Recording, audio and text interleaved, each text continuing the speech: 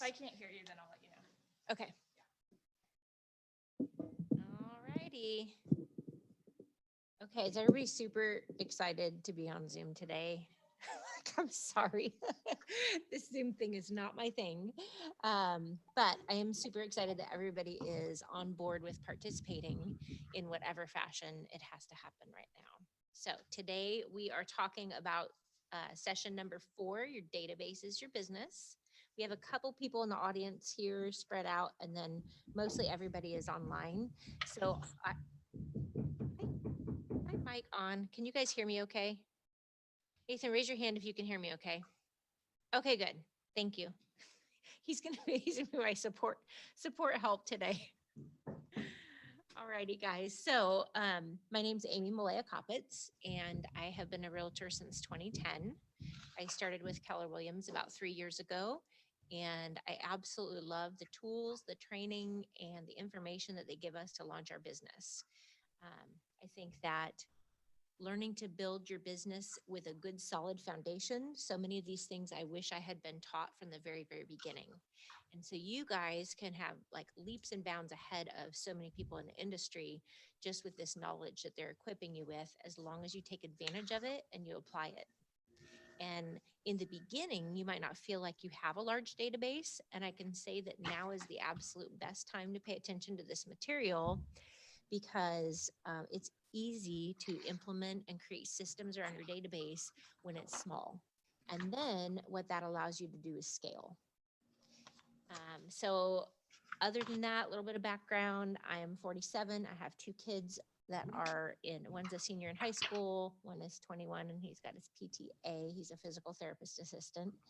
And when I started in real estate, my goal was to be able to do all of the things for my kids. And now all of a sudden, I don't know what I'm doing with myself because the kids are grown. But this industry is wonderful because it allows you to operate the way that you choose to. And the database is a huge thing with that, because if you are attracting other like-minded individuals to do this, they're going to understand about your family commitments, personal goals, and you're going to start attracting a tribe of like-minded people. And that's really where your database is going to come into huge play in growing and attracting those same sorts of people. They appreciate how you operate because they're in the same stage of life and very similar to you as well. So maybe we can go around the room a little bit. I honestly don't know if these are going to work or not. Do you know, Mark, if we have everybody kind of say who Does they this are work? and- Can you hear me? You guys hear Justin? Hello? Yes, we got a thumbs up. All right, cool. Okay, so My- just introduce yourself. My name is Justin Johnson. I've been in real estate since November, and I'm on a team, Market Sold Realty. Awesome. I am Michelle Omar. I'm on real estate since 2 weeks ago. Yay! Yeah, just became an agent, and I'm working with Market Sold Realty. Wonderful. And then you want to hand it back to Christian? Christian Martin. I've been in the business for 8 months. Okay, so you guys are all muted, but if I start calling people out, if you want to say hi, I'll say your name, you unmute yourself and tell us how long you've been in the business. Start Dallas Finley. Hey, I'm new. I just passed my test last Friday, so I'm kind of going through paperwork and tuning in to learn stuff. Awesome. Congratulations. Thank you. How about David Caldwell? Are you on? Yeah, I'm David Caldwell. I sold the real estate from 2003 to 2009. Let my license go in 2010, and I took my test Tuesday, passed it, and getting back to work. Awesome. Good deal. How about Dayton? Are you on board, Dayton? Yep, I'm Dayton Lovin. I got my license back in August, but I'm just looking at 2022 as my official start for jumping into real estate. And Edward Ifton? Did I say that right? I'm Edward Iftemi, and I just got my license a couple weeks ago. Awesome. Welcome aboard. Thank you. And how about Johnny Rowe? I'm Johnny. I've been in real estate for about 5 years now. Spent the last 4 years doing personal investment, mostly flips, and I'm looking to dive into being an agent full time this year. Neat. Like flips too. Uh, Nathan? Hello, Nathan Blanton. I've been licensed since November, so just getting going. Deal. How about Chase? It's a pun. Hey, I'm Chase. Just got licensed a few days ago and just tuned in and learning. And I'm on a team with Journey Real Estate Group. And I'm Sutton. I'm also on here just on another computer, and I'm with Journey Real Estate as well. And I've had my license for about 6 months. How about Jason and Elle? You on board? I heard from Sutton already, right? Good, guys. Okay, cool. So everybody in this room is relatively new to the business or branching out, and the residential acquisition of customers is new to you possibly. And it's an exciting time to be in real estate for sure. I'm going to start scrolling through these slides here if I can figure out. I will tell you my tech ability is in the toilet. Like I always have to have help with tech. Not working. Cole said this would be easy, but I'm using arrows. It works fine on my laptop over here. I don't know. Okay, so database is your business. The goal, obviously, is to start getting business from your database immediately. And so how we structure and organize things is super important, but it also is really important for us to take action. So one of the mistakes I made when I was newly licensed is I went to all the classes and I kept going to the classes and I kept going to classes and I kept thinking, once I know everything, I'm gonna start talking to people that I know and letting them know I'm in real estate. And that was probably the biggest mistake I could have made, because the reality is that get the business and then you've got all these people here that are going to help you through the transaction and you can learn as you go. But the acquisition of the leads and getting people to solidify working with you, if your people don't know that you're in the business, you're not going to get the business, right?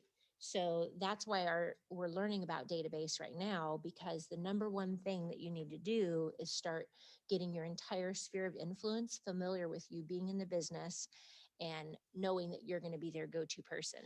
They don't have to know that you are brand new at this. You don't have to you don't have to reveal that. You can just say, you know, I'm a realtor and I've powered with, you know, the most powerful company in our market to offer the absolute best resources that I possibly can. And you can just kind of rely on the strength of your team and of your market center and your mentors and your coaches. And they don't have to know that you don't know everything from A to Z about real estate, because you can be in it 10 years and you still don't know everything about A to Z about real estate. So the goal is, when you're in this Spark class, is to try to get you in your appointments, right? To start getting leads under your belt. And so every day you're working on this, and there's two different things that you can be doing. You can be working on your business and you can be working in your business. And those are two totally different things. So working on your business is things like this database activity and doing the functions that it takes and implementing the systems and the structure to be able to scale to have a huge business and a huge life. And then working in your business is the activities like going and showing properties and your dials every day, your phone calls, your touches, your coffee appointments, those things. So what we're giving you is a foundation and also the activities that you have to do for yourself to be able to generate this big business. So you're going to work on every day you should be working on your database. You should be practicing your scripts, which, by the way, if you have not been to Mark's script practice, I highly recommend it. And he is here Well, his team's here, so you can tell me, is it Tuesday, Thursday, Friday? Monday.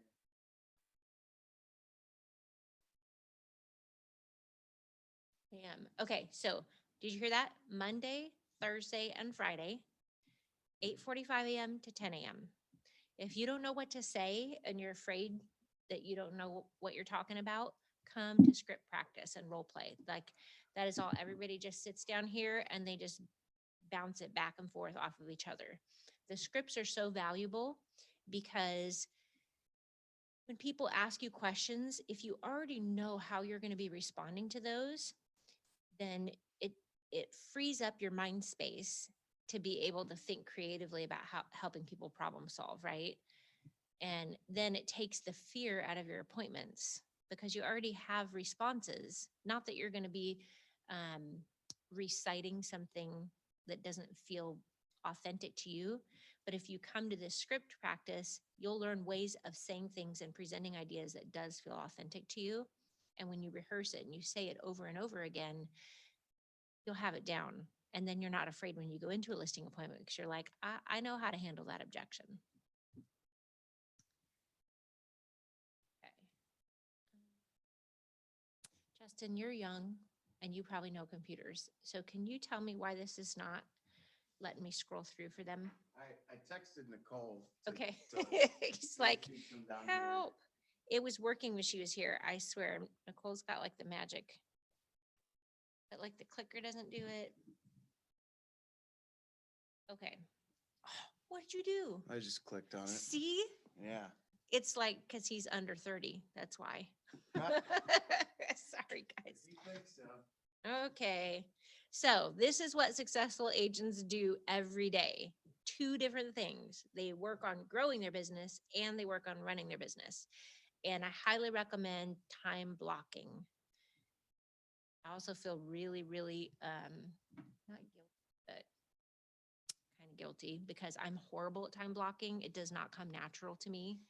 And yet I also recognize that that is like the one thing that probably keeps my business from growing even larger than it could, right? Typically I'm about 50 transactions a year. And if I want to scale my business and do more than that, I'm going to have to be more intentional about my time block. So the growing your business, you're lead generating, and lead generation can look differently for different people. Okay. So if you are not a person that wants to get on the phone and call for sale by owners and expireds, if that's not your jam, don't focus your business on that. Lead generation can look a lot of different ways. It can involve prepping for open houses and practicing your script. It could be door knocking around open houses. It could be calling neighbors of open houses just to let them know that there's going to be a house open in their neighborhood and do they want to pick their new neighbor. There's a lot of very soft sell ways to real estate if you're not a hardcore on the phone calling the FSBOs. Lead generation could also look like doing videos on Facebook, educational pieces, things that are going to draw in your sphere of influence to wanting to do business with you. Making your seller listing presentations and getting listings, presenting to buyers, getting signed contracts from buyers, and going out and previewing real estate. That's super important and also kind of difficult to do in our market today because things just are selling like too fast to even be able to go out and preview it. So if you watch the hot sheet every day and you see that there are 3 vacant properties that aren't too far away from where you're at, run out and take a look at them. It's real important to get a feel for what the market is doing. And if there's not anybody living in the house, you're not inconveniencing anybody by going to take a look at it.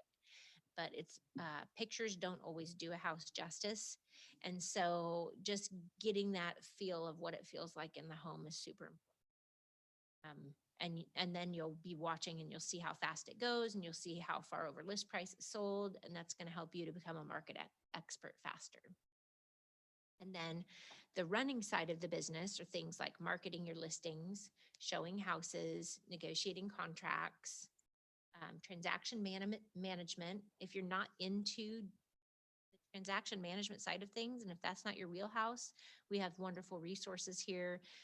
You can talk to Onward Agent Services. There's transaction coordinators available at the ready to help you through, and the fees are not that expensive. And then that frees you up to do the things that you like best. And most of us in real estate are in real estate because we like people, we like energy, and we like running and doing, and the paperwork, it can stink. So if you're not into the paperwork side of things, just delegate that. But do learn how to do it so that you know if you're in a pinch, take care of yourself on a night or a weekend or something. But overall, you can delegate it. Vendor management, setting goals, compliance, risk management, and attending training. Money management. So lead generation.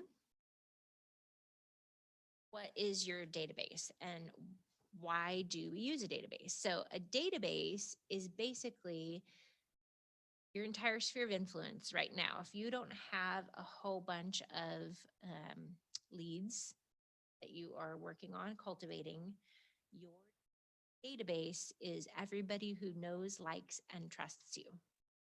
People want to do business with the people that know, like, and trust them, right? So you don't even maybe realize how many people you have in your world that know you on a first name basis and want to be your cheerleader and want to support you. And right now, I feel like the industry has really shifted, and Facebook can be a really good gauge of who your big fans are and who your supporters are. And just about everybody, I'm sure, has got a Facebook page. If you don't have one, you need to start one. And you need to be on your personal Facebook page. Obviously, you're going to have a business one as well.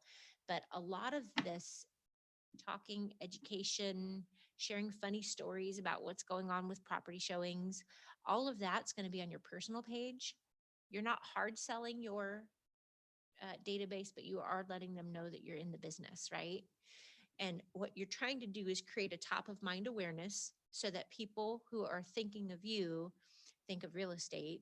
And then when they have a need, they remember that, oh yeah, my friend or so-and-so does real estate and I trust them. So I'm going to give them a call. And that's the goal, is you want people reaching out to you. So sphere, super, super important.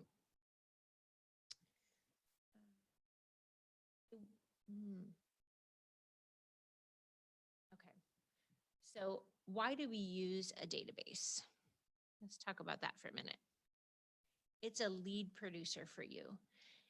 And once you know how many people are in your database and you're feeding it on the regular and you're doing certain activities with that database on an ongoing basis, it literally comes down to math. You can predict how many transactions you're going to have in 1 year's time based on how large your database is and how much you're engaging with the database. So it's produces a predictable flow of business for you. So I don't know why it has questions here. I want you to go to page 3 in your participant guide. And obviously right now, with awkward, we can't really like break into rooms and do this as a group discussion. But I would really encourage you to take some time on your own and work through this exercise on page 3 and really kind of figure out, okay, what's the purpose of my database? Who's in my database? And what's going to make this valuable to me? And really think about connections, for instance, attorneys, personal bankers. Think about connections within your immediate sphere of influence that have a contact to a lot of people who are looking to buy or sell. So, banks, mortgage lenders, attorneys, anybody to do with estate planning or estate selling. If you know any of these people, you should be contacting and nurturing them on the regular, because they could be an ongoing source of referral business for you like you wouldn't believe. Tim in my office, he worked at the jail for years and he knows a lot of attorneys and he's been mailing them. He's already gotten 2 deals from his letters to his attorneys. And you would think, well, attorneys know a lot of people, but not a lot of realtors take the time to reach out to their sphere. that, it's going to be very valuable for you. So the most important aspect, obviously, of our database is the relationships that we are making with people. And we can't have relationships without knowing something about them. So the very basic of our database is having name, contact info, and then some sort of a communications record with them. So I highly recommend that obviously your database needs to be in a central location. Really would encourage you to plug into Command because it's free. It's available to us, and Keller Williams has worked really hard to make it valuable for us and for our teams. And it allows you to have all of this information plus have an ongoing record, right, of all the conversations that you're having with people. So when you're calling them every 3 months, you can literally set it up through Command as a reminder, like, okay, I talked to Jane and now I'm going to contact her back in 3 months, and you'll get a reminder through Command. So that is super, super beneficial. Then if we forget, we're talking to a lot of people, right? That past record of communication is so important. So the next time you pick up the phone and call, hey, it's been a while since we talked, and you mentioned that your kids were 6, everybody healthy, everybody going, personal, and that shows personal interest. And they're going to realize, okay, he does care about me. She does care about me. Effective communication within our database is obtaining permission from people. So it may look like something like this. Hey, I know that you know that I'm in real estate, and I know that you're not planning on buying or selling a home anytime in the near future. However, what I'd love to do is share with you market insights on your neighborhood. I know everybody's always curious about how much value their home has. And so can I set you up on a little bit of a drip campaign so you're going to get notifications about who's buying and selling in your neighborhood? People love that kind of stuff. They want to be in the know. And so we have that ability to set them up with Command. And by having that conversation with them, we've obtained their permission. And we'll get a little bit further into moving metrics later in this class.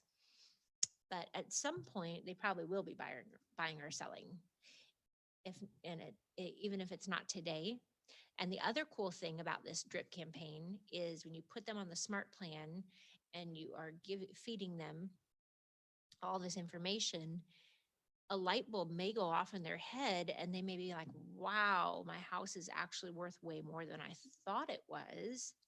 If we sold and downsized, we could pay off all of our credit cards. Or if we sold and bought up, we could have more room for the family. So there's been several of the clients in my database that just from recognizing where they were at in the market realized, oh, actually now's the time I do need to make a move where it wasn't on their radar before. The other thing that you can offer is as a valuable resource is just to say, I'm willing to swing by and give you a free market evaluation of your home at any time. You just let me know when you would like that. You can also collect personal information. So this is really important. The personal information, this is what are they into? What's important to them? How do you know them? And what is going to make them feel like they are valuable? So if it is your kids are on sports teams together in your database, you need to create a tag that says the Pee-wees. So you know everybody in this tag of Pee-wees is associated with you in some way through your kid's sport team. Or if you play pickleball, or if you golf together, have a tag for all those people. Have them in your database. They don't have to be clients yet, but you can actually create certain marketing campaigns around those things that are important to them and only send to those clients in your database if you chose to. And that's where it starts getting really fun and also really valuable for you, because as you're target marketing to people and their interests, based on what you know of them, they really feel like that personal attention is there, and they're going to feel more connected to you as well when you're doing that. So tags are super, super important. So personal information, insights, preferences. I don't know if one of the other classes maybe has talked about this, but the phone call, when you're making a call, the Ford questions, has anybody talked about the Ford questions? So you guys are familiar with this. Make sure that every time you're connecting with your people, you find out something new about them with one of those Ford questions. So the family, opportunity, occupation, recreation, and dreams, right? So talk to them about those things and then make notes in your database. And the more you know about them, it's like collecting and gathering stones, right? If you have a little scale and you put enough stones on your side of the scale, it's going to tip in your favor. So the more you know about these people, the more likely they're going to want to do business with you. And then purposeful and consistent communication. So what does that look like? So,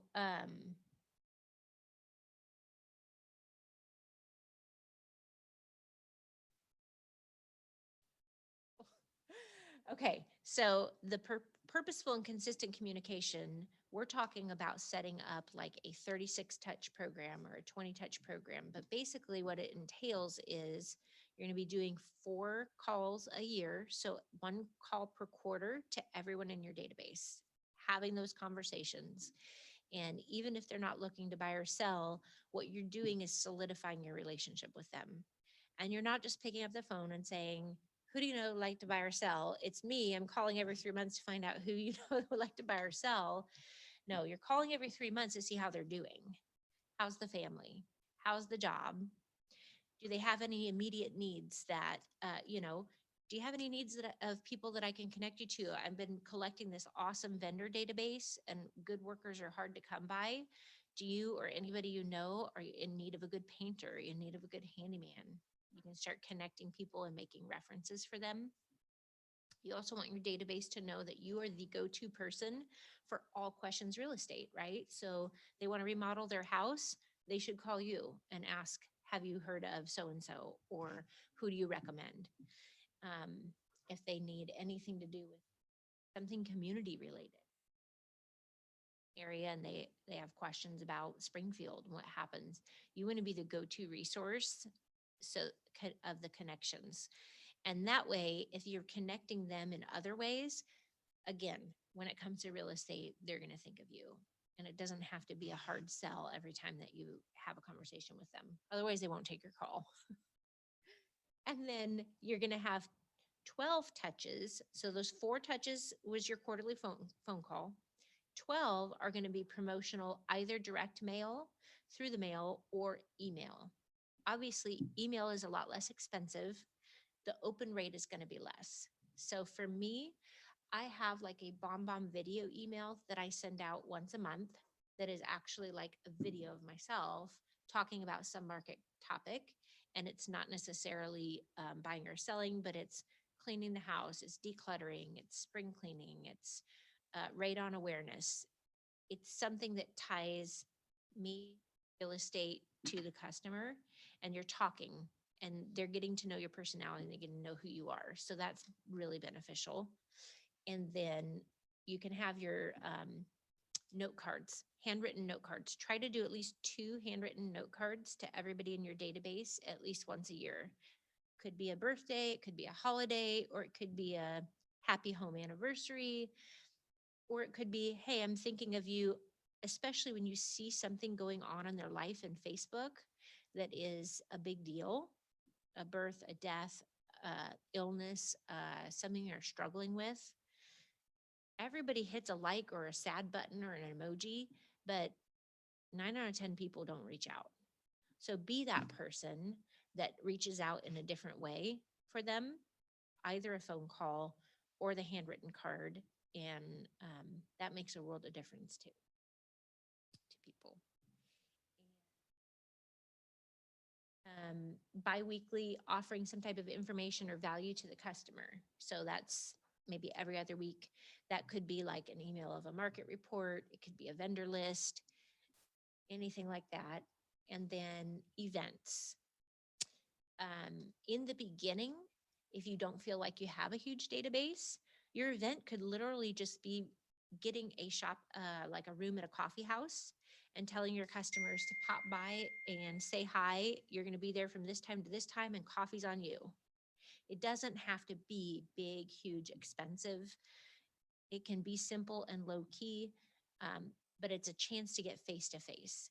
And you really want face to face appointments. And so when you're looking at this database and you're tagging everybody, my other suggestion would be, as you're putting in these tags in your database, label people A, B, and C.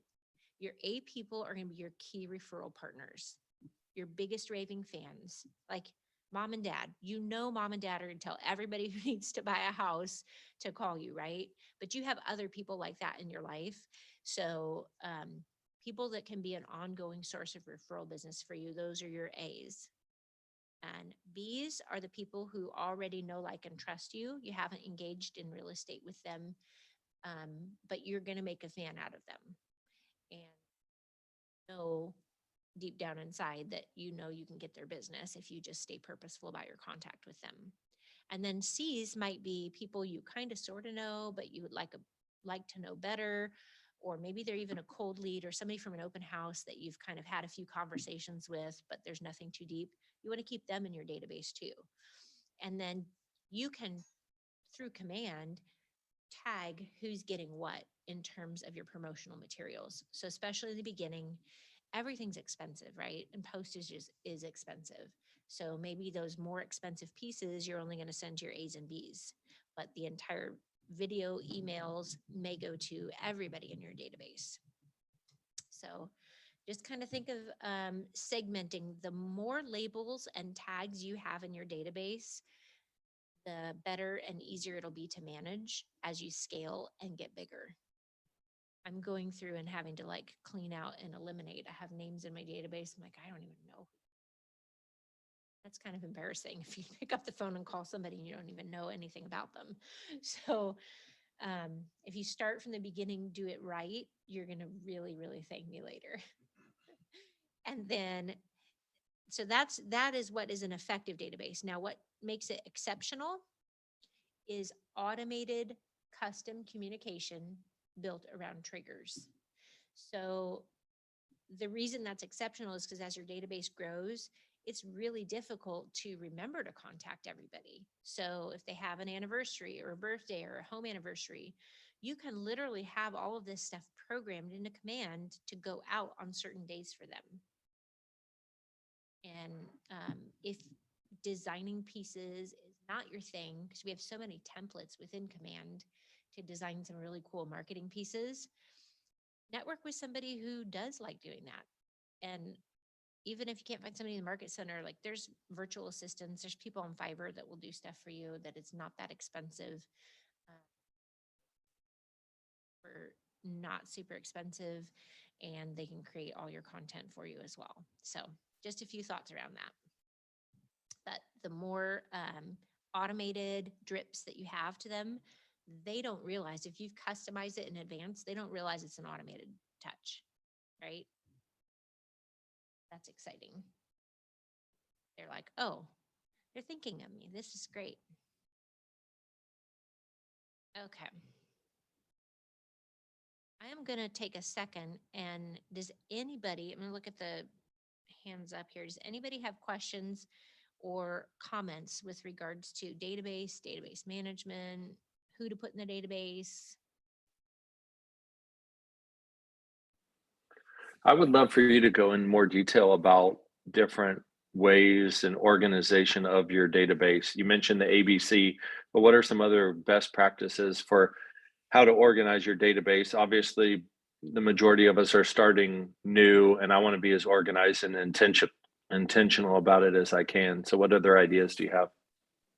So on mine, some of the tags I have is future buyers, future sellers, current buyers, current sellers. I would start tagging people, even though I haven't done this yet, because I have like 900 names in my, going back and organizing it all is tricky. But I would almost create tags of If you know people are having kids, you know they're outgrowing this house in another year or two. You can literally set this up for potential sellers in 1 year, potential buyers in 1 year. So as you're talking to people, or there's Facebook leads, or there's indicators, there are indicators like, oh, we might be thinking about in the future. The more that you can set reminders for yourself to follow up, the less chance you have of losing that business for the future. And I would say that's my biggest like neglect, or I just look and go, man, I've missed business. I know I've missed business because I had an idea that something was going to happen and I did not follow up at the right time, and somebody else did, or they ran into somebody. So a database really means nothing if you are not in flow with people. Like an odd word, but people do business with who they know, like, and trust. People also know on the average 7 realtors, and they probably like and trust a couple of them. The one that's going to get the business is the one that is engaged with them on the regular. So if you only touch base with your people once a year, and then their best friend from church gets their real estate license, guess who they're going to use? But if you have been engaging with them on the regular and already have concreted in their mind that you're the industry expert, then who are they going to use? I would just say as many tags as possible in your database. Command even lets you color your tags.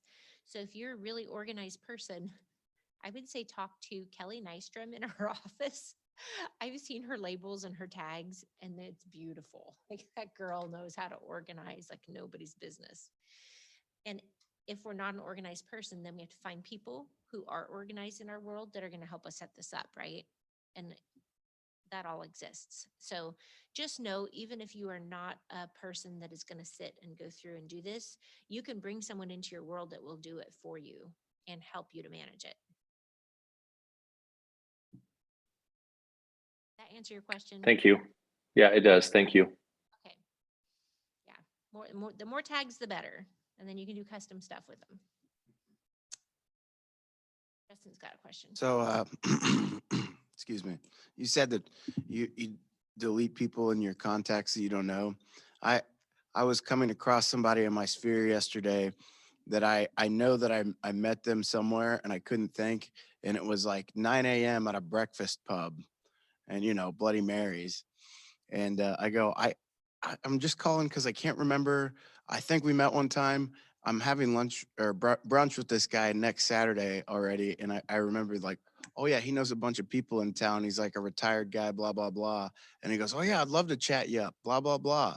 Like, so I turned nothing into like a solid lead right there. Awesome. Like, so it was just like that. Yeah, I'm dumb. I don't remember. And he goes, I remember you. And then that was that. Yes. Yeah, that's awesome. Somebody said, one of the coaches that I was listening to, I think it might have been the Monica Reynolds, who's like amazing, but she said, when you're cleaning up your contact list and you're going through your phone, you don't recognize a number, the conversation is just, hey, this is Amy from Keller Williams, and I have you in my phone, and I owe you a huge apology because I don't know how I got your number or how we know each other. And then they may remember. If they say, I don't remember either, then you can spin it another way and say, well, great, nice to meet you. I'm Amy from Keller Williams. I've already got your number and I think you've got mine. And do you know anybody looking to buy or sell real estate? How can I help you? You just, you can have those conversations, and it'll help you to weed out the people that don't want to do business with you. And it will help solidify and remind you of the people that are in your world that do want to do business. And I mean, you can always like stalk Facebook, type the name in. You may be able to figure it out, but just being intentional about that. How you know the person, where you met, super important. And if they aren't looking to buy or sell, you can also have the conversation with them about, have you ever thought about investing in real estate? And like more info on the market, and always looking for a safe place to park their money. What does that look like? couple of you are real estate investors yourself, you'd have some good, really good insights to offer your database that not every agent that's getting into the business will, right? So you have the expertise of the house flipping, and you know numbers. You can spin it for your database, because if they already know that you're an expert in that field, then when they want to invest, who are they going to reach out to? Somebody who can give them good advice about how much this bathroom is going to take to remodel, or how much it's going to take down this wall and put some. And any other questions so far?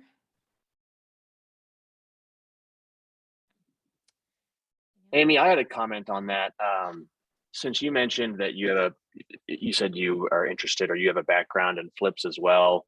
Yeah, so like that's all I've done the last 4 years. I've helped people in my sphere who have reached out to me, just for simple transactions. But like, do you often do that? Do you like to educate people who are trying to build a relationship with about the investment side? Because personally, I've felt like that is the easiest way for me to start the conversation, is to start it off through like, I'm not, I don't say that I'm not trying to be salesy, because like we're salesmen, so we have to kind of be salesy. But I like to educate the people on like, you are investing for the future, and like you're spending money on something that's going to make you a lot of money later. So I guess the question that I'm asking is, what do you say, or do you have any key phrases that you say to create the relationship around like the investment side of it?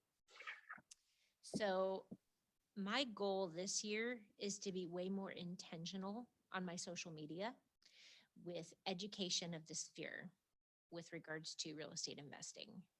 And, I post the remodels that I'm doing, and everybody, likes and hearts them. But then I will get the people that go, man, I'd love to do that too. So then that's a coffee appointment. So anytime somebody asks you a question, or they engage with you on social media and they express an interest, drop into their private message and say, hey, anytime, I want you to come pick my brain. Like, let's meet for coffee, let's do lunch. I'd love to visit with you. This is such a fun business. Everybody should be doing it. And there's more than enough business to go around. It's just deals. You got to find the deals. But personally, I feel like that's a huge way to build your business without having to go out and cold call, is literally the educational pieces. That's definitely my speed, because I'm not a cold caller whatsoever. But when you go on social media and you start talking about this deal you did, and kind of like analyzing it, and you break down all the numbers, it makes it concrete for people to understand. And if you have the knowledge of the numbers and you have a good vendor list that you can share with people, when they're ready to make an investment, they're going to call you. Could even go one step further and start putting your content on YouTube. I had an investor in Springfield reach out to me and basically say, hey, I've seen some of the educational pieces you did on YouTube, and they weren't even my pieces. So Zach Riggs and Josh Keats and I did a wealth building class all year last year. We did it once a month here in the Market Center, and it was just strictly to help other agents learn how to deal with investors, or how to buy investment property on their own, how to crunch the numbers, how to recognize what a good opportunity is, what to do to act on it. And we tracked the wealth that the class had built over the year, and great results. It was super exciting. This year, I highly recommend everybody participate. Trey Watson's going to head up the wealth building, and he is also a real estate investor as well. So the more networking that we can all do with each other, the better, because not everybody can do every deal. So we're going to come across stuff, and we're able to trade deals. But anyway, one of those classes got recorded, and Zach had posted it on YouTube, and the investor reached out to me because he said, I know Zach's a really busy investor. Probably doesn't have time for somebody with me, and I don't have a ton of money to spend, but would you work with me? So the more content you put out there, the more people you're going to draw in. And obviously we want to see our sphere win and make money. So that's exciting. Amy, sorry, quick follow up, and I'm sorry if I'm delaying this or anybody else has questions, but no. it just pertains to. So then, I've dealt with a couple of investors too, and I like know them really well. I guess how are you spinning your conversations? Because of course, with buyers, we're letting buyers know right now that it's a very competitive market. Like go into this knowing that there's a chance you're going to go through a couple of houses that you love, and your heart's going to get broken if you don't get them. How are you spinning this market to investors to prepare them for the search? Because it's not like there's deals out there to be found, and there's a lot of us trying to find them. But how are you setting the expectation for maybe your buyers who are more focused on adding investments to their portfolio in the current market? Yeah. So I really go in depth with their conversation on what their objectives are, right? So are they looking for A properties that are going to be easy to manage? They're not going to have much cash flow, but they're going to have the long-term appreciation. And or are they looking at the C properties that are total junkers where they have the ability to add value for themselves? Or are they just in the middle of the road, which I call those like fluff and buffs? Like they just want the cosmetic fixer-uppers. They're not going to make as much money. Justin's laughing at me.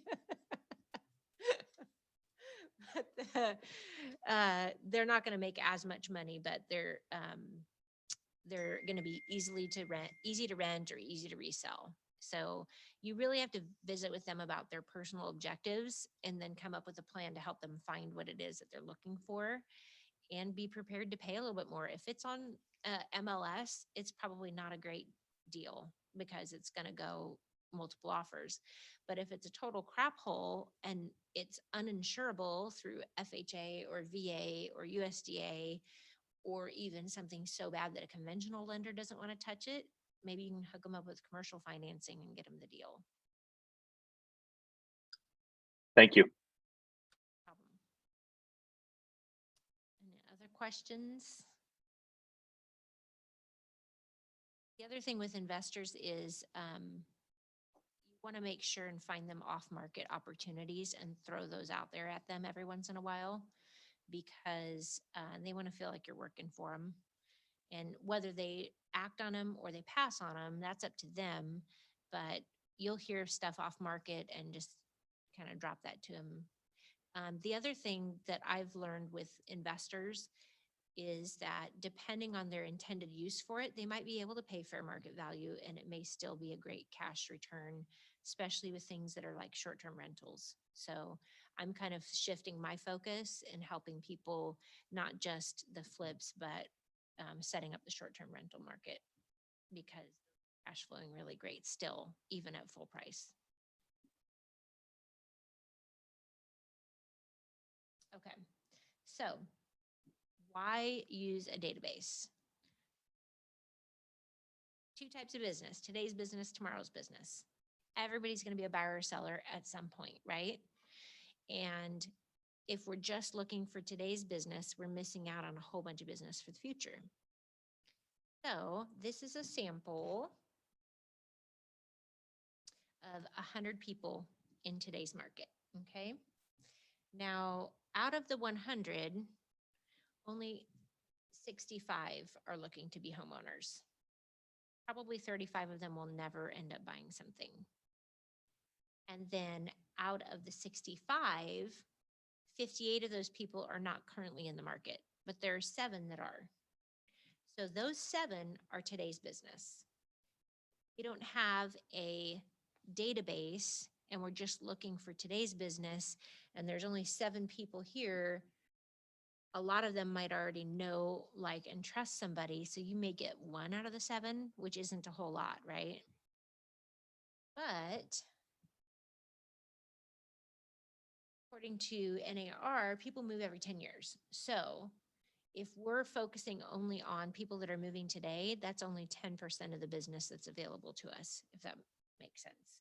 So if we consider every single one of our contacts as a potential client, they may not be doing business with us today, but they will do business with us in the future. That's taking control of your database, and then automatically you have a much bigger market than you even realize.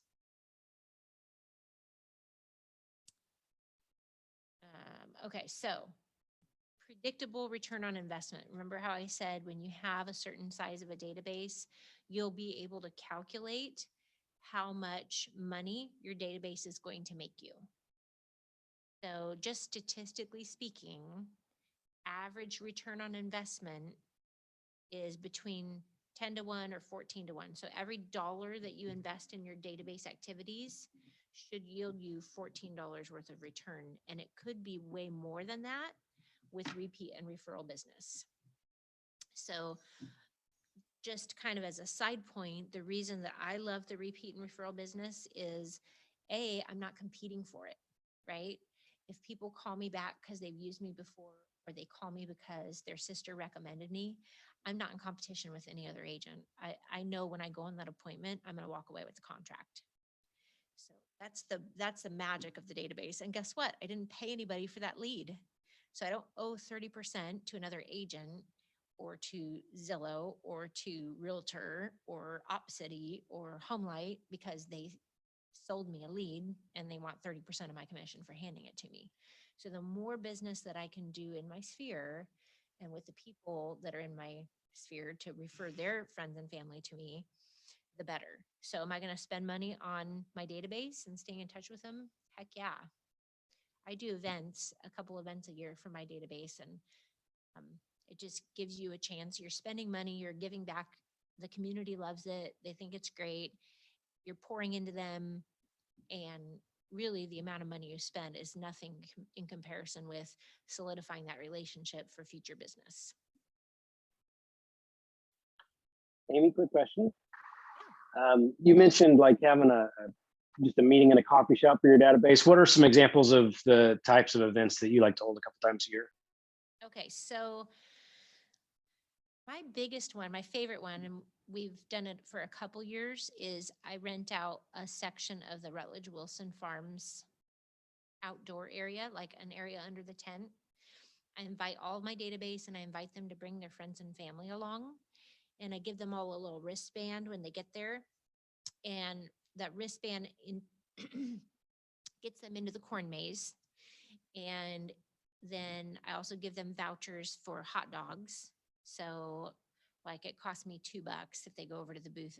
I didn't have to make the hot dogs. I didn't have to bring the hot dogs. The vendor is already there on site. There's bounce houses already on site. There's a fire pit on site. So I provide all the stuff for them to make s'mores. And so it's a nice, fun family event. And I'll have like corn bales and hay bales and things where they can take a family fall picture. And sometimes we'll have a DJ, and it's a stop by at their convenience. So like 5 to 9 p.m. or 5 to 10 p.m. So little kids are there earlier and people with the older kids come later, and everybody kind of runs in and out between events that Rutledge already has in place, which is really nice, and then coming back. And so through COVID, Rutledge kind of shut down some of the things they were doing. So this last year I did a movie in a park, and if you choose to do this, you have to buy the rights to play the movie. I did not know this when I set out my invitations, and then I was informed of it and had to spend like $450 for the rights to play the movie that I had advertised. So it was fun. We did like a circus theme, and we did The Greatest Showman, and we had local aerial troops performing, and we had popcorn and candy and Cracker Jacks and bounce houses for the kids and face painter balloon. Yeah, thanks for those ideas. It was super fun. But I've done smaller ones.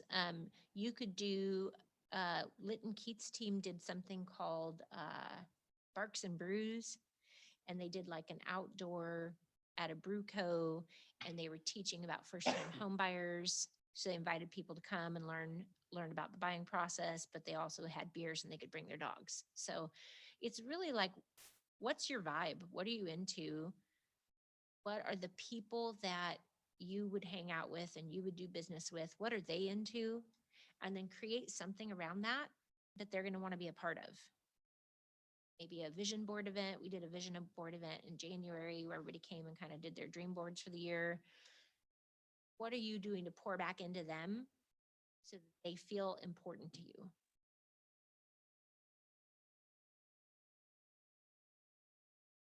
Else have Thank you. ideas of things they might like to do for database contacts?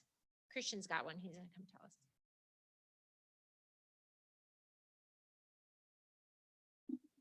Sorry, I shocked you. So I'm a nerd. I've been all around where our MLS covers. So every month I have been talking to. Well, I'm just getting set up in Lebanon. I'm gonna go down there and host a Magic the Gathering event one Friday, and then the next month I'll go to Mountain Grove, and then there's one in Ozark. And I've been talking with the owners of the shops, and I plan on doing that throughout the year, and then having one large nerd gathering, if you will, up here at Metagames. And it's something it's going to cost me probably $200 a month, but the return on investment could potentially be well over that. It's just about getting my name out there to those people that already have a huge common interest with. Yeah, that's perfect. Else have any other ideas? Here. The biggest thing is just getting engaged with your sphere on a level that is important to them. So whether it's a walking club or a dog walking club or a book club or exercise or, sky's the limit, really.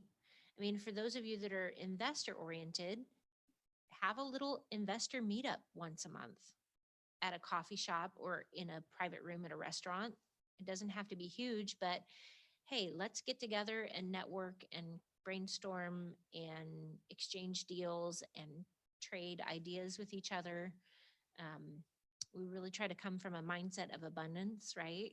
So what we share and what we put out there doesn't take away from our business. It just grows. It grows. Help lift other people up and accomplish their goals and get what they want, the more they're going to want to refer business back to us. Other comments on events or? Brandon Johnson commented. Cute.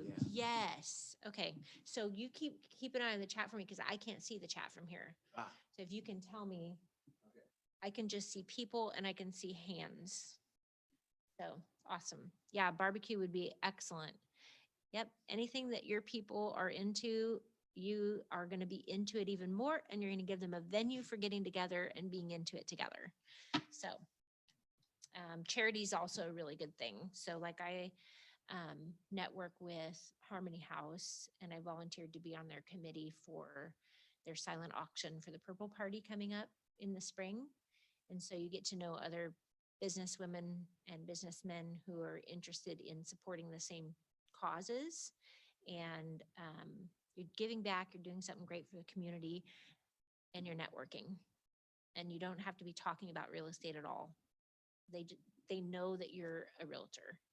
And when you educate, like we said on social media, and you pop in with those educational pieces and you drop in the anecdotal stuff, really the anecdotal stuff is super important. So funny things you saw when showing a house or funny things that you heard, obviously without revealing anything personal or confidential, but tasteful, but share what you can to get people laughing, right? And they enjoy that. And then when they see you on the community side and you're involved and you're doing things to help support the community, and you add them to your Facebook friends list, and you start calling and touching base every once in a while, they're going to come to think of you as a friend and a trusted resource and an advisor. That is the ROI on your database. Obviously, your lowest lead cost is existing people who know, like, and trust you. So that is your one focus right now. I guarantee you there's somebody in your database that's thinking about buying or selling a home. When properly built and maintained, the database will actually end up producing its own leads in the form of repeat clients and referrals. So that's it ends up paying for itself. And that's especially if you're good at consistent follow-up, right?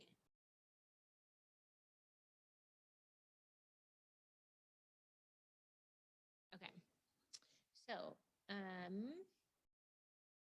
further questions on lead gen within your sphere and what that follow-up looks like?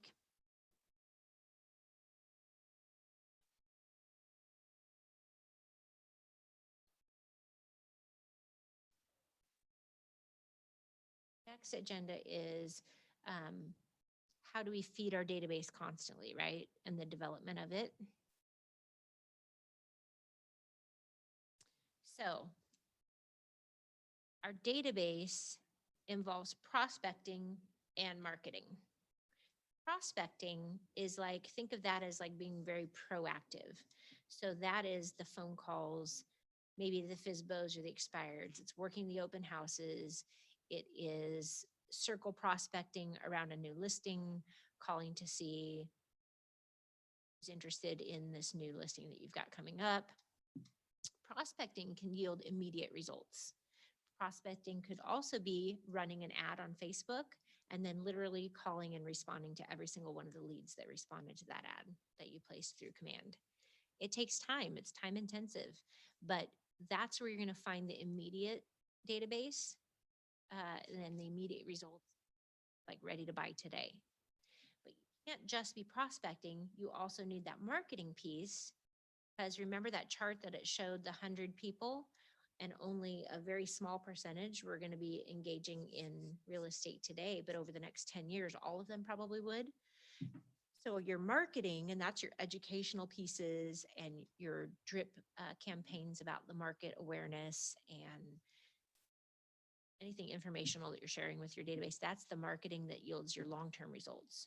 So to have a healthy database, you kind of have to have both of these supporting each other, if that makes sense. Now, marketing pieces can be expensive. If you're going to target market a certain neighborhood and you want to do a mailer to that neighborhood, I mean, the cost of postage is not cheap.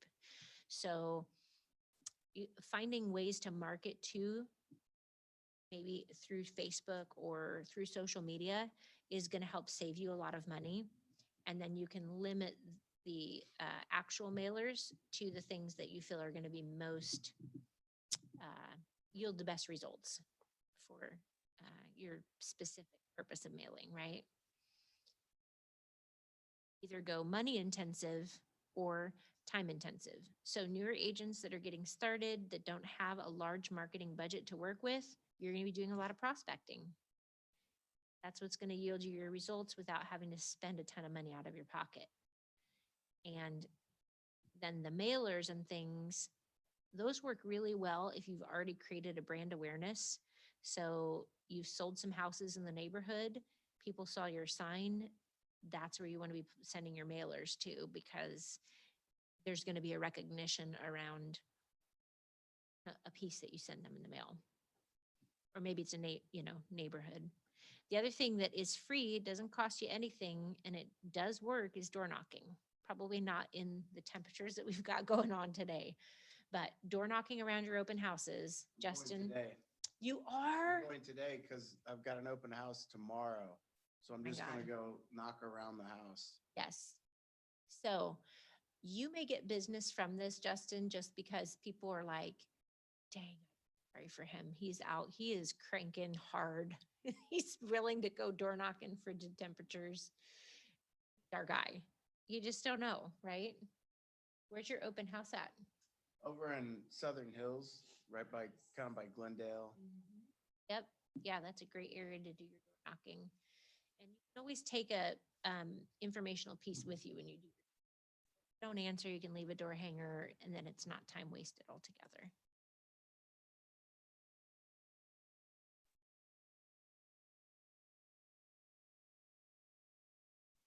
Next part is going to share tags, sample tags. So somebody else had asked earlier, how do I organize my database? How do I tag it so that it yields the best results? So here's some samples of possible things that you can do. Under business relationship, you can say if they're an active client, if they're a past client, if they're a referral from a friend, if they're a VIP, we talked about that, an attorney, a banker, anybody that's going to have repeat business coming your way. Someone who hasn't done business yet. The other thing I would suggest is at the beginning of your real estate career, find a lender who is also beginning their career, but has a good, solid, good team behind them that you know you can trust the business. So like Gershman Mortgage, Flat Branch, we've got some excellent lenders around town that are bringing on new people. If you can get in and form like a little bit of a partnership with a newer lender, like, hey, I'm going to be sending leads to you. You'll be sending back to me. We'll help each other build our business.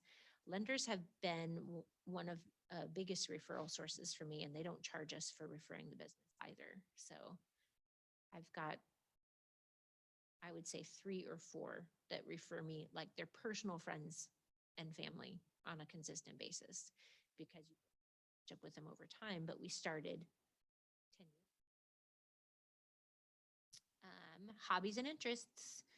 So if you've got kids in sports together, if you've got a hobby that you like to do, if he's your barbecue buddy, if he's an investor. Also, I would say if you're really going after the investors, I'd start tagging them for which type of properties they're looking for. So if they're looking for total gut jobs, if they're looking for multifamilies, if they're looking for something with short-term rental potential, I would label all of those as well. And then I would create vendor tags also. And those will just be on a rolling basis, because here's what happens. You're going to find a good drywaller or a good painter, and then you start recommending them to people, and then all of a sudden they're too busy to take on new business. So always be exploring and adding to your vendor list, because you need to have resources available, and it's just really hard to find good work right now.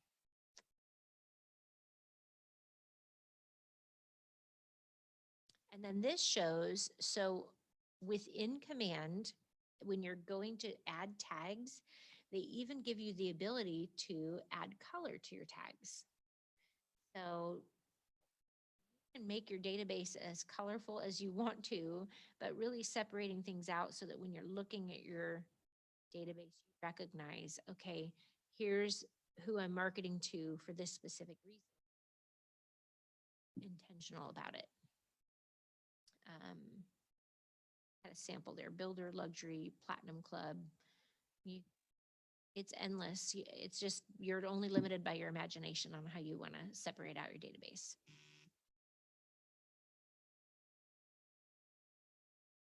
Okay, so there's a difference between leads and contacts.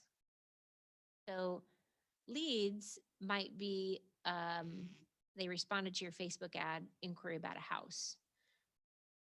Don't have a really solid relationship with them yet. So the recommended campaign for your leads, they call this a 19 to connect. The goal is converting the lead into a contact who will then want to do business with you. So lead conversion and lead follow-up is honestly one of the biggest missed opportunities in this business. There's a lot of leads out there, but not everybody can convert them or takes the time to convert them. So just know that when you have a lead in front of you, if you can do these things properly with them, you can then turn them into a contact, and then they're solid in the database. So the way you can do that, this 19 to connect, it says four touches, that quarterly phone call. 12 touches might be a monthly email, newsletter, market report, or video. I would say with leads, don't spend the money on paper mailers. I would use the email and or video email as a way to get a hold of them. And then you could do 2 things a year that are promotional that they may keep, like the magnet, the fridge magnet. It always cracks me up when I go into a listing appointment and there's like 5 realtor fridge magnets on their people's fridge from different realtors, but guess who's there signing the listing? So, and I'm sure probably there are people that have my fridge magnet that end up calling somebody else. The point is the magnet is not going to guarantee the business. So only spend the money on the magnets, the people that you really actually are engaged with. Magnets, people are not going to grab that magnet and then think of you later. It's if you provided valuable information to them. And then the One Touch annual event, party, movie screening, get together. Couple other events that I've watched agents do. Somebody rented out the Alamo and they had a private movie screening for, I think, Frozen, and they dressed up like the princesses. Anna Glenn Phillips did that. So you could do things like that. Again, does not have to be expensive. You could literally have a picnic at a park, and you rent a bounce house for like $250 for the afternoon. So have a snowmobile truck or an ice cream truck. And then, so those are your leads. Then contacts. These are people that when you reach out to them, you have permission to have a conversation with them. They interact with you. They recognize that your relationship with them adds value and they like to hear from you. So even if you are not a person that loves picking up conversations, something to always tell yourself is, I'm going to have a conversation with this person today because I'm going to come from contribution. My goal is to add value to them and their life as a result of this conversation today. And if you are always coming from contribution, you don't have to worry about people not wanting to take your phone call. You're not calling to ask them for something. You're coming to give them something, whether it's in the form of giving them information about a market report, offering to provide a vendor service, offering information about an upcoming event you think they would like, all of those things. So they're also going to get the quarterly phone calls, but they're going to get more information from you. So bi-weekly, so this would be twice a month, email offering something of value. They're going to get the touches with the events and the get-togethers, and they're also going to get the mailers, so the promotional direct mail, and you may have up to four of those. So once they've gone over to the contacts and you are in a relationship with them, they're going to get poured into even more. Two ways to tend your database is building a culture around testimonials and reviews. So I have not done that as much as I should have, honestly. In a couple easy ways to do this. So at the very beginning of the transaction, you make a promise to them and you say, my commitment to you that this transaction goes smooth and that I take care of you in an excellent way from start to finish. And if I have taken good care of you at the end of this transaction, I would think that you would feel comfortable to refer your friends and family buy or sell a house. Is that fair? And everyone's going to agree. Okay, I'm going to be checking in with you along the course of the transaction, how I'm doing on my promise. And then do that. Literally put it in your follow-up plan, checking in with them to see how you've done delivering on the promise. And by the end of the transaction, following up with, remember how at the beginning of our transaction, I said I was going to take such good care of you that you were comfortable referring your friends and family to me if they wanted to buy or sell real estate? And have I delivered on my promise to you? Say yes, say great. Who do you know that I could help today? And if they don't know anyone, then also the next segue is, mind sharing on social media? Would you mind sharing on this link that I'm going to share with you your experience in dealing with? Because referrals and word of mouth go a long way in helping build my business. And I would greatly appreciate a 5-star review from you. If I've given 5-star service, I'd love a 5-star review. And if you ask them and they say it wasn't great, I know that's going to be hard to hear. Then the next question is, what could I have done to make it better? Ask them to do the online review. But take it, learn from it, right? What could I have done to improve this experience? What would you like to see, I'd like to learn from this experience, you know, if it hasn't been great. And then regularly update and prune your database. So if you've got people in there that don't want to do business with you, they're doing business with someone else, it's okay to drop them from your database. You don't have to have everybody in the world in your database. However, it's also really important that as you're going out and making contacts in the community and you're talking with the cashier at the grocery store that you see it a couple times a week, their business card, get their name and phone number, get them in your database. So as you're building relationships business-wise outside of real estate, make sure that these people are in your database and they're getting your touches and they know that you're a realtor. Okay, ahas. Got some ahas. Quiet. Justin. Yeah, I know. I hate to be that guy. I just always have something to say, I guess. Thank you. So, I like the ROIs with database. That's, I mean, if that's not testament to how powerful your database is, I don't know what is. There's nothing else you can just go out and invest in with your time and little money, turn a 10 to 14 to 1.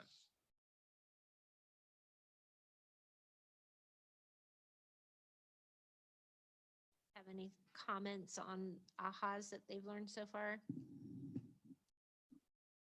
What about questions? Oh, Michelle. Yeah, I have a comment. I'm starting with this, so I am already surprised of people that you see, things every day on Facebook, but you don't realize actually what's going on in their lives.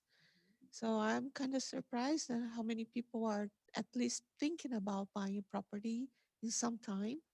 So it's very interesting, and even people that is not thinking about buying or selling, they know somebody that actually is. So yeah, getting in touch with the people, is important because you never know what's going on, and keeping in touch is also easier. I found that easier to talk to people I know already. So I think it's a good start.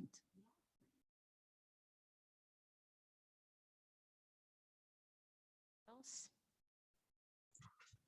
There are a lot of misconceptions out there about real estate, about our market, about, oh, I'm just going to do it myself because there's so many buyers available.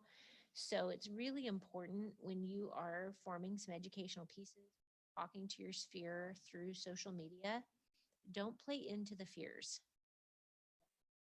You're going to be a trusted advisor and explain why, even though the prices are increasing, it's still an excellent time to buy real estate.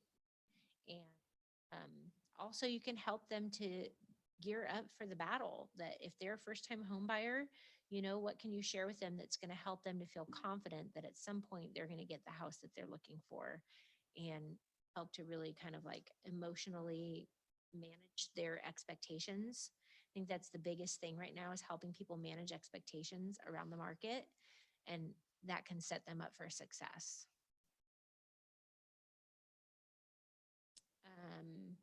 And then keep going back through that database, managing it, changing the tags around,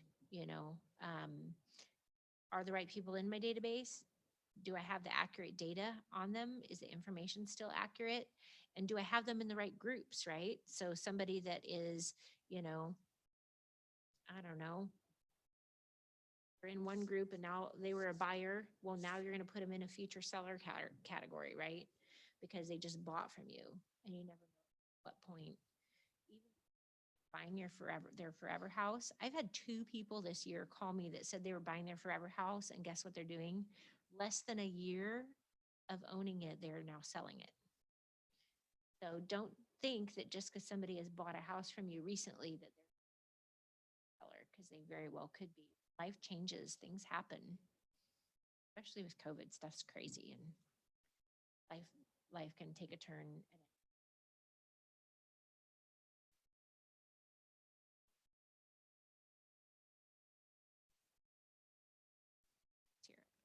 ahas to achievement recap. Okay. So whoa, I don't know what just happened. I guess we're not talking about that.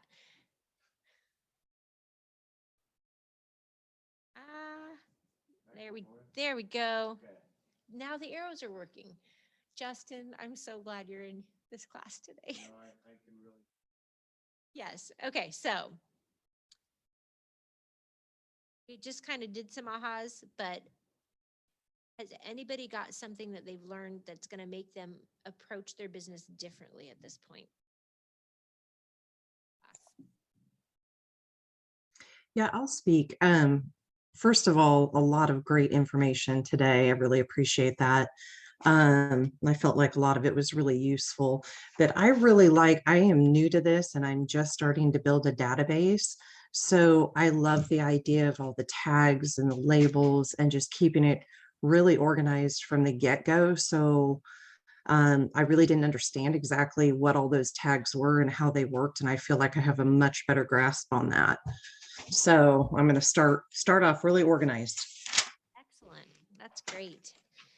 Thank you. You'll see it will yield great results. And then, Yeah. you know, the fun thing is when you've got the foundation laid, then you can be creative with your business. And that's the fun part, right? Is Right. marketing pieces to a specific group. Or when you find a cool house that just got listed, even if it's not your listing, you've got certain people that you're like, oh, I'm going to get this in front of them because they may like it. Mm-hmm. Yeah, great ideas. Thank you. Anybody else with an aha on behavior changes? Okay, we're moving on. Goals to set your career on fire. Now, this is no joke. If you're brand new to this business, you haven't heard of Bold, I will highly recommend that when you have the opportunity to attend Bold, do so. Because there are things like this that you're going to do on the regular with your Bold group that are going to literally light a fire under your business. And if you are adding 10 contacts a day to your database and having 10 actual conversations, not just 10 dials, but 10 conversations a day with people in your database, and you're sending out 10 handwritten notes, I would say 10 handwritten notes a week and 10 home previews per week.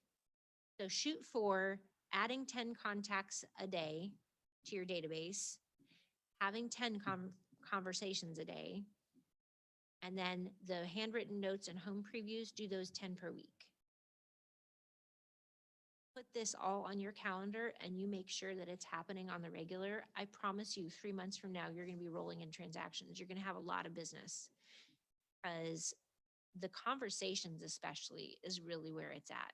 You know, picking up that phone, talking to people, letting them know that you're in real estate, letting them know that you're there to help them and happy to answer any questions that they might have. It's going to be huge for you. Coming from a spirit of contribution in all of them, you never know what that business is going to yield as you're having those conversations. So scripts are really important, especially if you're not a fly by the seat of your pants, wing it kind of person. And even if you are, it's helpful to have an internal dialogue of objection handling, knowing what to say when people ask, how's the market? Scripts are just super helpful in uncovering leads, figuring out people's motivation, you know, what's behind their why. They think they want to sell their house, but why? What are they going to do? Where are they going to go?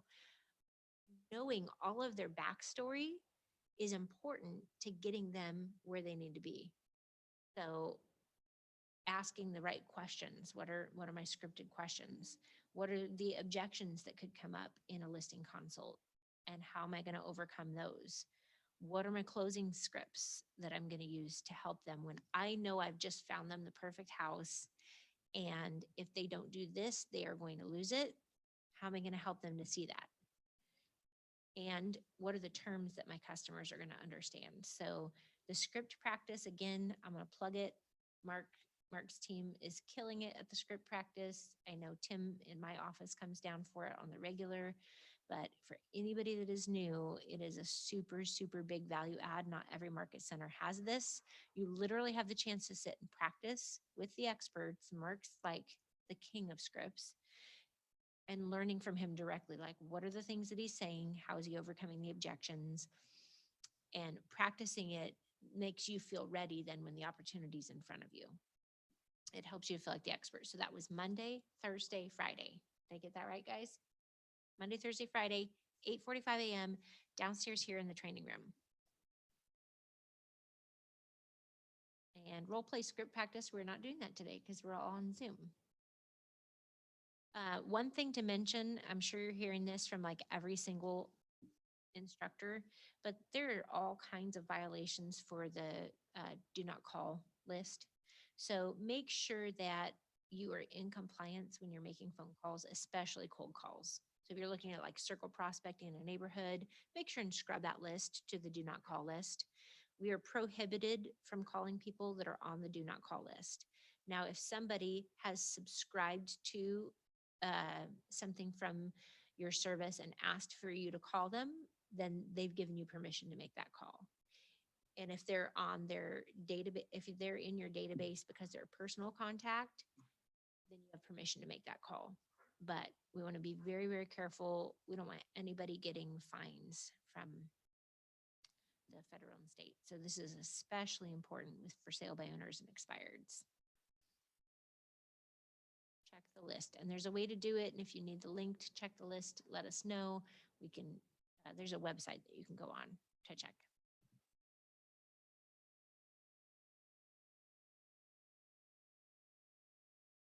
That might be close. We might be close to the end here. So creating our success list, obviously, if we write things down, they have a better chance of getting done, right? So there's a lot of information that this class is pouring into you guys. And now what? I have all this stuff I'm supposed to do. So what you can do is make a task list and then go through what's a priority, you know, star and itemize the things that are of the utmost importance. So everything in this training that you're receiving from everybody is important. The database is like your gold mine. Your personal database is super important to get that tight, managed, and to keep. I know everybody's got a different approach, but I highly recommend, especially with this being the beginning of the year, that you organize your database, you tag people, and right now, sit down and plan out your social media touches for the whole year. So literally you could say, in the month of January, here's what I'm going to be educating my people on. And am I going to do it via LinkedIn posts? Am I going to do it via Facebook posts? I'm going to do an email, video email. What does that look like? Put it on your calendar. February, what am I going to focus on? March, what am I going to focus on? You could literally in a day or two sit down and have your entire social media education piece, touch piece planned out. And then you don't have to think about it every month, right? So you plan out at the beginning of the year what your touches look like. Then it's just execution and getting it on your calendar to make sure that it happens. That would be, to me, number one, if you're getting started in this business, get your database locked down and input in command so you have the availability to tap into it, keep adding people to it, and come up with your plan for the year of what your educational pieces and your reaches out and your mails but get it all on the calendar for yourself. And ahead. That's it. That was it. Okay. Any more questions, guys? I hate Zoom, you guys. It's so bad. Like usually in a classroom, you can tell if you're putting people to sleep or like you're engaging and having conversations with people. And I'm very thankful for the two that are sitting here. But I do appreciate the engagement that everybody has been willing to do even.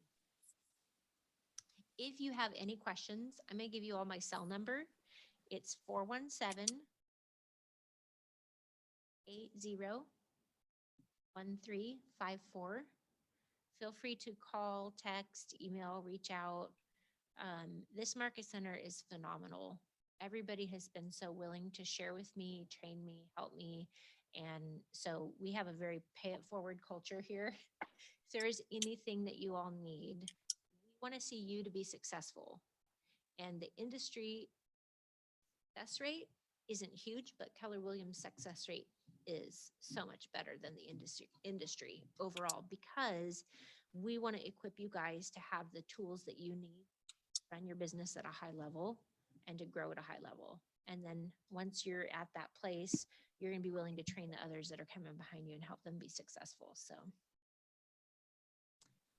Can you Amy, repeat that can you phone repeat number, your, Amy? yeah, The phone number, 417-380-1354.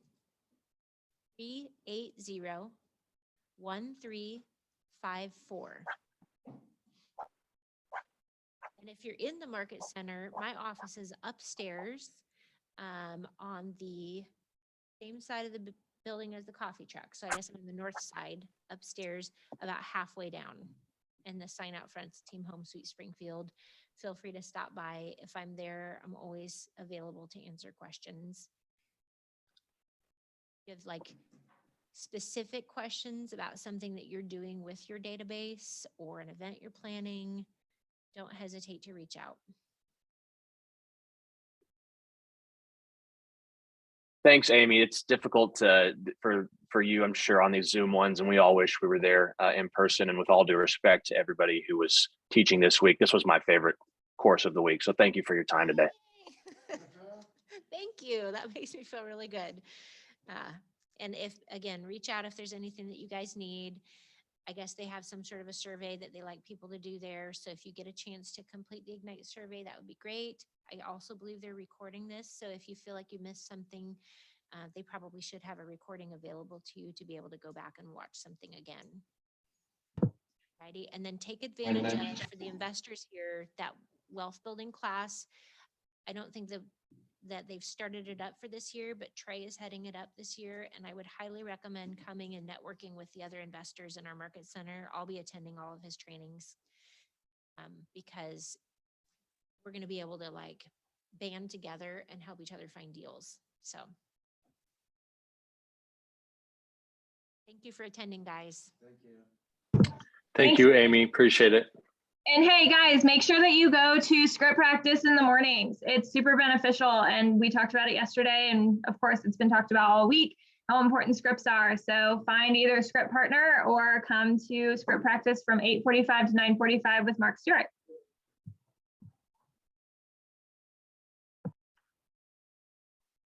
Righty. Thank I you. guess we're signing off. Thanks, guys. Amy, if you just want to go ahead and just exit, like leave or end the meeting for everyone, Okay. that will be perfect. Okay. I'm figuring it out. Thanks, Nicole. You're welcome. There we go. Great job, Amy.